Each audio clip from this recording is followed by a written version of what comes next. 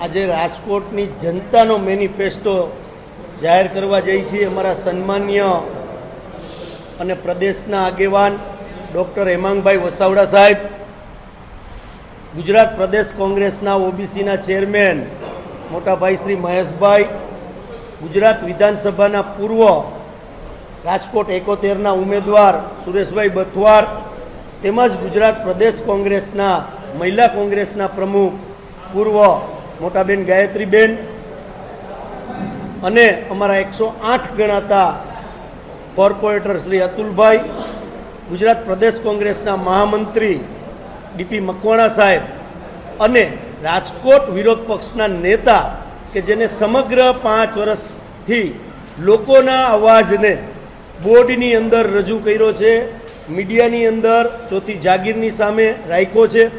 હવે જ્યારે સ્થાનિક સ્વરાજની ચૂંટણી આવી રહી છે ત્યારે સમગ્ર ગુજરાતની અંદર આજે પ્રજાનો મેનિફેસ્ટો એટલે કે પ્રજા પાસેથી જે અમે રાજકોટમાં ફર્યા અને જે સૂચનો મળ્યા છે એ પ્રમાણનો મેનિફેસ્ટો અમે બનાવ્યો છે।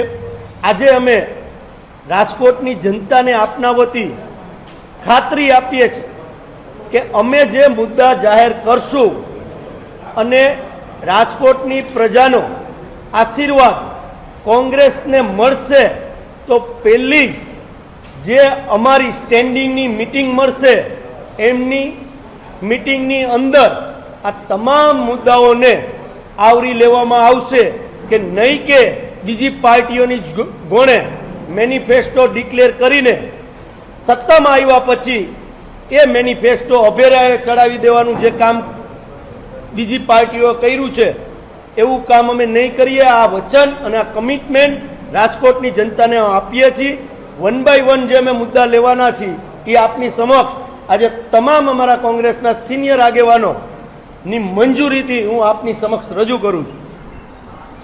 પહેલો અમારો જે મુદ્દો છે કે નવા ભળેલા વિસ્તારોમાં વિશેષ વિકાસ પેકેજ, એમાં ખાસ કરીને માધાપર, મનરપુર, ઘંટેશ્વર, મુંજકા, મોટા મવા, કોઠારિયા જેવા અનેક જે ગ્રામ્ય વિસ્તારો છે એ જે શહેરી વિસ્તારોમાં ભળ્યા છે પણ આજની જગ્યાએ ત્યાં શૂન્ય સુવિધાઓ સ્થાનિક સ્વરાજની છે, આજે પણ બંબાથી પાણી જાય છે, એ તમામ સુવિધાઓ અમે સત્તામાં આવશું તો નવા ભળેલા વિસ્તારોની અંદર અમે તાત્કાલિક ધોરણે કામ ચાલુ કરી દઈશું। જે ઘરવેરાની વાત છે કે સમગ્ર રાજકોટની અંદર 70 વાર લગીના મકાનોમાં કોઈ પણ વ્યક્તિ રહેતો હશે એનો એક પણ પ્રકારનો હાઉસ ટેક્સ મહાનગરપાલિકા દ્વારા લેવામાં નહીં આવે અને જે દસ્તાવેજવાળા જે મકાનો છે એમાં પણ 50% રાહત આપની ચોથી જાગીરની હાજરીમાં અમે જાહેર કરીએ છીએ કે 50% વેરો અમે લેશું। 70 વાર લગીના મકાનોનો સંપૂર્ણ વેરો માફ કરશું। ત્રીજો જે અમારો મુદ્દો છે ખાસ કરીને પાણી વ્યવસ્થા 15 મિનિટ આવે છે કે અમે 45 મિનિટ અને વગર મીટરે વગર ચાર્જે 45 મિનિટ અમે રાજકોટની જનતાને વચન આપીએ છીએ કે કોંગ્રેસનું બોર્ડ સત્તામાં આવશે તો 45 મિનિટ પાણી આપશું। જે આ ભારતીય જનતા પાર્ટીની સરકારમાં જે પાણી મિક્સ થઈને સમગ્ર રાજકોટની જનતાને રોગચાળામાં ધકેલવાનું કામ કરે છે એના માટે અલગ ફિલ્ટર પ્લાન્ટ બનાવવામાં આવશે અને એક પણ જગ્યાએ પાણી શુદ્ધ પાણી સમગ્ર રાજકોટને મળે એના માટે પણ અમારો અલગ વિચાર છે। ચોથો મુદ્દો જે છે અને એમાં વોટર ટાક્સ બનાવીને આખું પાણીનું શુદ્ધિકરણ કઈ રીતે થઈ શકે એના ઉપર પણ અમે સત્તામાં આવશું તો અલગ બજેટ ફાળવવામાં આવશે। ચોથો મુદ્દો છે જે ટ્રાફિકનો મુદ્દો રાજકોટ શહેરની અંદર બહુ મોટો છે। ટ્રાફિક અને પાર્કિંગ દરેક ઝોનમાં ફ્રી પાર્કિંગ સુવિધા ઊભી કરશું। પાર્કિંગની જગ્યાઓમાં જ્યાં દબાણ છે એ દબાણ મુક્ત કરાવશું। પાંચમો મુદ્દો છે જે સિટી બસ કે ભૂતકાળની અંદર આપ બધા જાણો છો કે સિટી બસ છેવાડા લગીને જતી હતી, આપણે માત્ર BRTSમાં ખર્ચાઓ કર્યા, ભારતીય જનતા પાર્ટીએ ભ્રષ્ટાચાર કર્યો પણ બસો છે એ બહેનોને આજે પણ રિક્ષામાં બેસીને એક જગ્યાએથી બસ પકડવી પડે છે। તો રાજકોટમાં જે મુખ્ય પોઈન્ટો છે ત્યાં લગીને બસની રાજકોટ સિટી બસની સુવિધા જાય એ અમે જાહેર કરશું।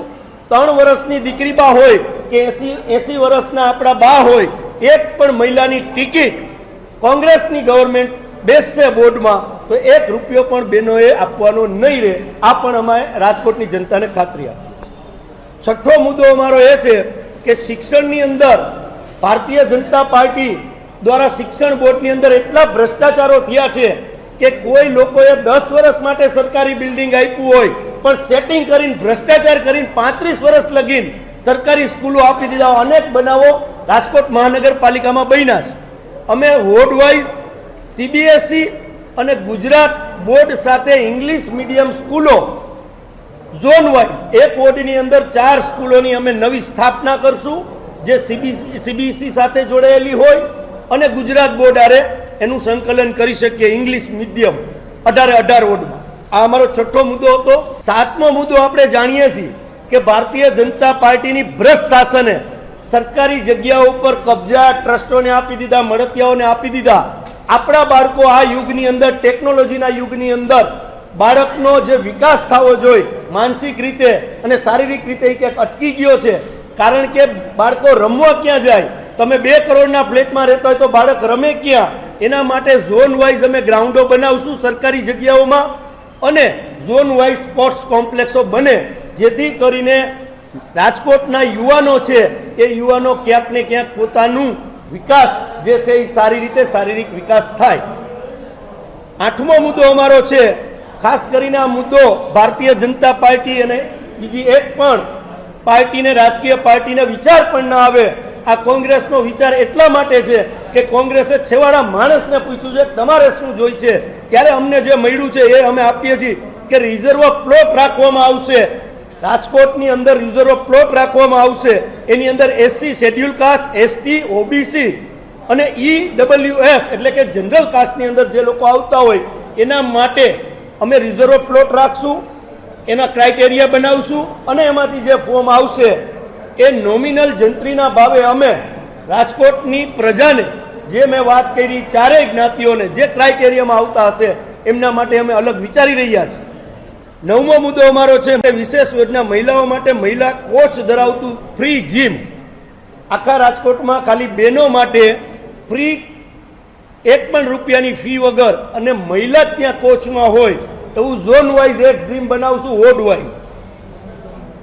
10મો જે મુદ્દો છે કે આરોગ્ય સેવામાં દરેક વોર્ડ દીઠ 24/7 એટલે કે આરોગ્ય કેન્દ્ર ખુલ્લા રહે અને સારી ડોક્ટરોની પેનલ રહે, જ્યાં એમ્બ્યુલન્સની વ્યવસ્થા હોય, જ્યાં કોઈને ફ્રેક્ચર થયું હોય તો એક્સરેની સુવિધા હોય.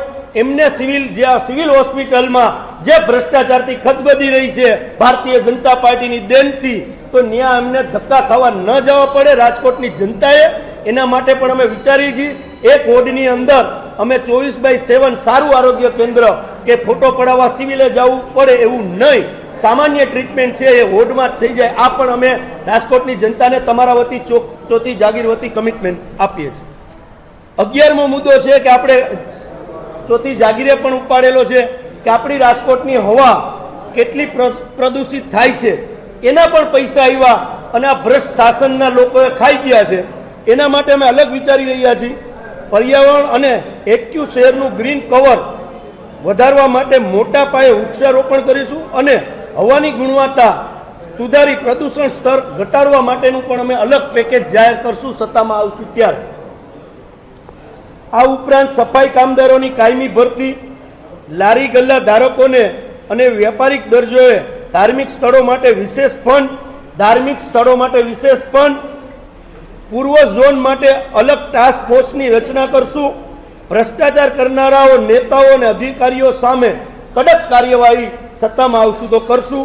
અમારો આ મેનિફેસ્ટો એ માત્ર વચનપત્ર નથી, આ અમારું જનતા સાથેનું કમિટમેન્ટ છે જેને અમે સત્તામાં આવતા જ પૂર્ણ કરશું.